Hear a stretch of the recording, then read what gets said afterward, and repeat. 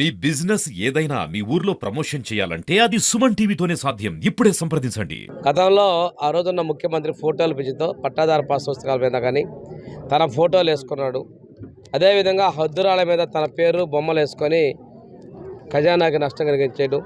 అంటే తనను గుర్తుపెట్టుకోరనే ఉద్దేశంతో అటువంటి దురచర్యలు చేశారు. అవన్నీ మార్పులు చేస్తున్నాం. రీసర్వే దానిలో చాలామందికి జాయింట్ ఎల్పిఎంలని కూడా పడిన తర్వాత వాటి స్ప్లిట్ చేసి రాష్ట్ర ప్రభుత్వం ఈరోజు ప్రతిష్టాత్మకంగా రైతుదారులకి పట్టాదారు పాస్ పుస్తకాలు పంపిణీ చేయడం జరిగింది.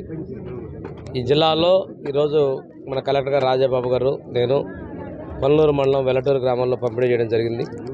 దీని ప్రత్యేకత ఏంటంటే క్యూఆర్ కోడ్ పెట్టాం. దాన్ని స్కాన్ చేసుకున్నట్టయితే పొలం హద్దులతో సహా లాటిట్యూడ్ లాంగిట్యూడ్తో సహా భూమి వస్తుంది. దాంతోపాటుగా అతని ఫోటో వస్తుంది. సమస్యలు ఉంటే సరి చేసుకోవడానికి కూడా అవకాశాలు ఉన్నాయి. దాదాపుగా అన్నిటిని వెరిఫై చేసి మేము ఇస్తున్నాం. ఈ రోజున చిన్న లోపాలను ఆపి కరెక్ట్ చేసి ఇవ్వబోతా ఉన్నాం.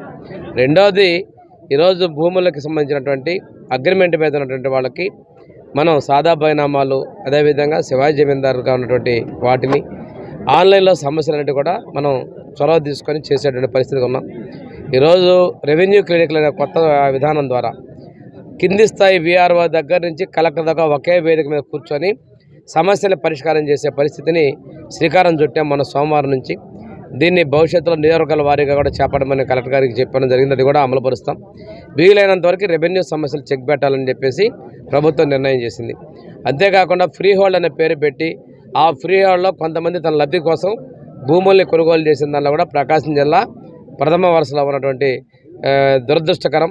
వీటన్నిటికీ కూడా చెక్ చేసి ఎవరి భూమి ఉందో వారికి హక్కు కల్పించే విధంగా మేము నిర్ణయాలు తీసుకున్నాం.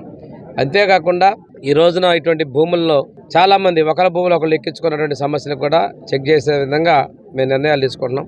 వీటన్నిటికీ కూడా ప్రభుత్వం సంకల్పం ఒకటే, భూమి చాలా విలువైంది, దానికి ఒక హక్కు, భూమితో అనుబంధం ఉన్నటువంటి రైతులకి న్యాయం జరగాలని దాని మీద మేము ముందుకెళ్తున్నాం అని చెప్పి తెలియజేసుకుంటూ ఈనాం భూముల సమస్య, చుక్కల భూముల సమస్య, కండ్రిక భూముల సమస్య, వీటన్నిటిని కూడా పరిష్కరించేందుకు మా ప్రభుత్వం చొరవతో ఉంది, చిత్తశుద్ధితో ఉందని తెలియజేస్తాను.